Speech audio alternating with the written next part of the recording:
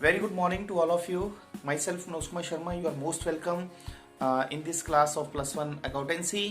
We are discussing bills of exchange, and today we are going to discuss the fourth case of accounting of bills of exchange, and it is when the bill is sent to bank for collection. आज की इस video में आप ये जान पाएंगे कि एक ड्रॉर जो है, लेखक जो है वो बिल को चार तरह से जो है वो यूज करता है। तो फोर्थ केस जो है कि जब वो एक बिल को ड्यू डेट पे बैंक में कलेक्शन के लिए भेज देता है, तो उस केस में हमारे पास जो है वो जर्नल एंट्रीज क्या होती हैं।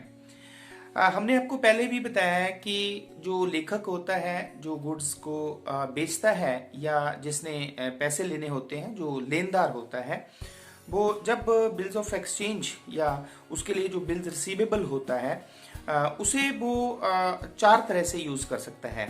या तो वो उस बिल को डेट ऑफ मैच्योरिटी तक अपने पास रखता है और उस डेट को वो ड्रॉई के सामने प्रेजेंट करके पेमेंट ले लेता है। सेकेंड केस हमने आपको बताया है, या तो वो ड्यू डेट से पहले ही उस बिल को बैंक में ले जाकर जो है वो डिस्काउंट करवा लेता है और पेमेंट ले लेता है, और ड्यू डेट पर बैंक जो है वो ड्रॉई के सामने बिल को देकर जो है पेमेंट प्राप्त कर लेता है। थर्ड केस हमने आपको जो है बताया कि when the bill is endorse to the creditor, यदि लेखक ने किसी और व्यक्ति के पैसे देने होते हैं, तो यदि वो उस बिल को उस व्यक्ति को हस्तांतरित कर देता है, तो ड्यू डेट को जो है जिस व्यक्ति को वो बिल हस्तांतरित किया जाता है उस व्यक्ति को पेमेंट जो है वो मिल जाती है। अब फोर्थ केस जो है, एक लेखक क्या कर सकता है कि जब ड्यू डेट आती है तो उस डेट को वो बिल को अपने पास ना रहकर जो है वो बैंक में कलेक्शन के लिए भेज देता है। तो ये फोर्थ केस है। तो इस केस में हमारे पास क्या जर्नल एंट्रीज होती हैं? तो ये केस एक ऐसा केस होता है जिसमें जब लेखक बिल को जो है वो लिखता है ड्रॉई पे, तो ड्रॉई उस पे साइन करके वापस दे देता है, तो फिर बिल जो है वो लेखक के पास आ जाता है, ड्रॉर के पास आ जाता है। और मैच्योरिटी डेट को क्या होता है कि उस बिल को लेखक जो है वो बैंक में जमा करने के लिए, अपने खाते में जमा करने के लिए भेज देता है। So this is the fourth case. तो जब कोई भी लेखक या जो ड्रॉर होता है वो बिल को बैंक में कलेक्शन के लिए भेज देता है, तो इस केस में जो है वो बैंक जो है वो ड्रॉर के बिहाफ पे एक अकाउंट ओपन करता है। तो उस अकाउंट को हम बोलते हैं बिल फॉर कलेक्शन अकाउंट। क्या बोलते हैं उसको? Bill for collection account. तो अब हम डिस्कस करेंगे entries in the books of x. लेखक की पुस्तकों में क्या इसकी जर्नल एंट्रीज होंगी, और जो ड्रॉई होगा, स्वीकर्ता होगा, उसकी बुक्स में इसकी ये क्या जर्नल एंट्रीज होंगी। तो the first is when the drawer जो होगा या लेखक जो होगा जब गुड्स को बेचता है, in this case we suppose also the mister X is a drawer and mister Y is a drawee.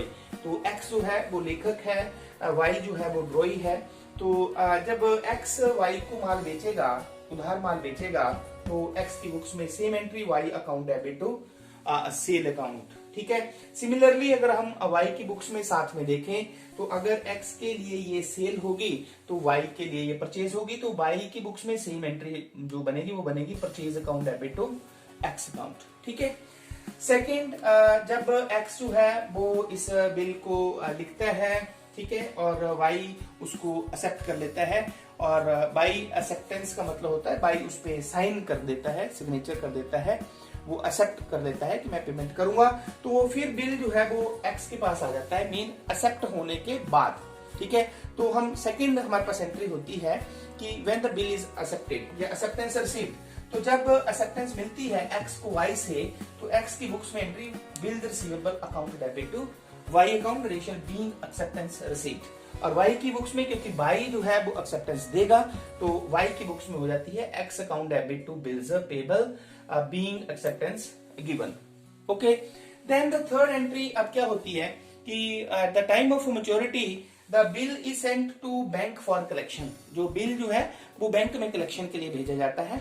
तो इस केस में आपने ये बात याद रखनी है कि इस केस में बिल फॉर कलेक्शन अकाउंट एक नया अकाउंट ओपन किया जाता है। तो एक्स की बुक्स में जो एंट्री होगी वो जब बिल बैंक में कलेक्शन के लिए भेजा जाएगा तो एंट्री होगी bill for collection account debit to bill receivable.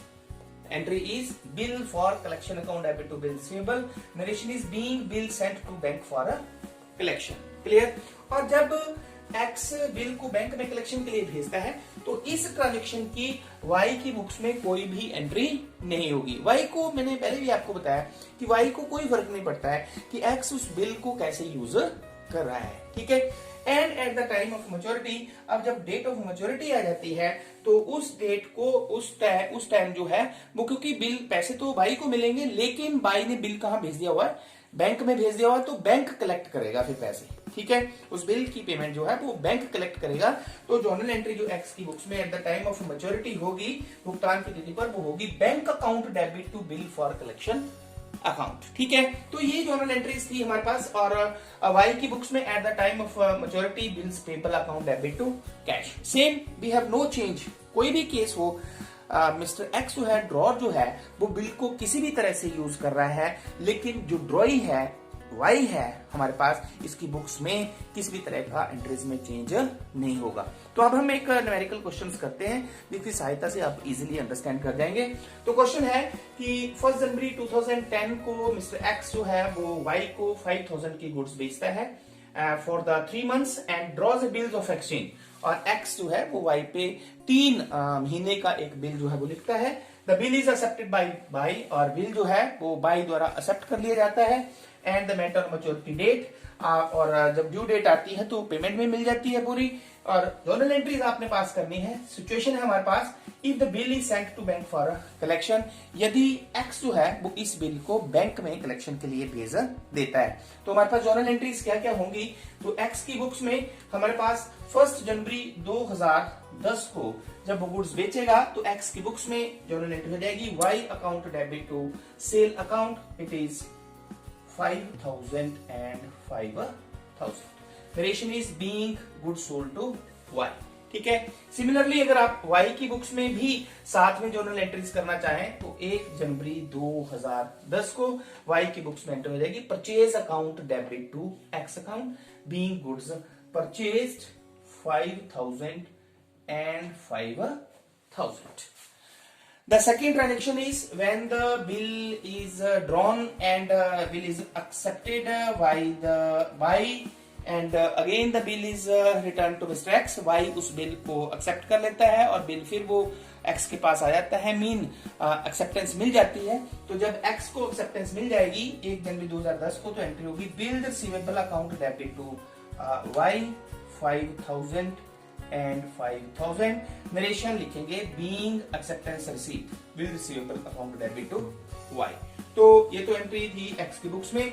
Y की बुक्स में भी, लेकिन हमारे पास जो है वो X को एक्सेप्टेंस मिलती है लेकिन Y जो है वो एक्सेप्टेंस देता है. Y के लिए वो बिल्स पेबल होता है, इसलिए Y की बुक्स में जो जर्नल एंट्री होगी वो होगी X account debit to bills payable 5000 and 5000 being acceptance given. And then on the date of maturity, तो date of maturity थी 3 months के लिए बिल जो लिखा गया था. तो 1 जनवरी के बाद आप 3 months अगर काउंट करें तो 1 Feb, 1 March, 1 April, 3 days of grace उसमें ऐड कर लें तो 4th of April. तो 4 अप्रैल को 4th of April 2010 को जो है वो जब बिल को बैंक में कलेक्शन के लिए भेजा जाएगा, ठीक है, तो एक्स जो है वो अपनी बुक्स में बिल फॉर कलेक्शन अकाउंट, कौन सा account, bill for collection account, तो एंट्री करेगा bill for collection account debit to bills receivable 5000 and 5000. Narration is being bill sent to bank for a collection. लेकिन इस ट्रांजेक्शन की Y की books में कोई भी जर्नल एंट्री नहीं होगी. Clear. And then last, when the bill is met या amount of the bill is met, तो अब क्या हुआ, इस बिल की पेमेंट जो है वो कौन प्राप्त करेगा, mister x, but on the behalf of mister x, bank जो वो इस बिल को प्राप्त करेगा. तो एक्स की बुक्स में लास्ट एंट्री होगी bank account debit to bill for collection account. It is 5000 and 5000. Clear. And in the books of Y we have 4th April 2010 को same bills payable account debit to cash account, being amount of the bill paid it is 5,000 and 5,000। तो इस तरह से आप ये देख सकते हैं कि आज की वीडियो में फोर्थ केस हमने 4 केसेस देखो पड़े हैं। If the drawer retains the bill the till due date, अगर जो लेखक है बिल को दे तिथि तक अपने पास रखता है। Second, when the bill is discounted from the bank, अगर लेखक जो है वो बिल को बैंक से डिस्काउंट करवा लेता है। Third, when the bill is sent when the bill is endorsed to endorsee, जब बिल को बेजान कर दिया जाता है।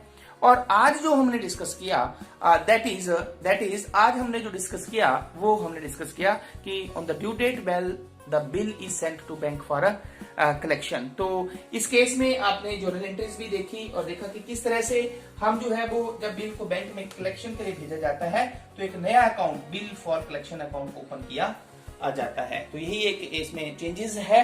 तो आई होप कि एक लेखक की पुस्तकों में वो लेखक जिन 4 तरह से बिल को यूज कर सकता है, ये कंसेप्ट जो है वो आपको अब क्लियर हो गए होंगे। Thank you very much.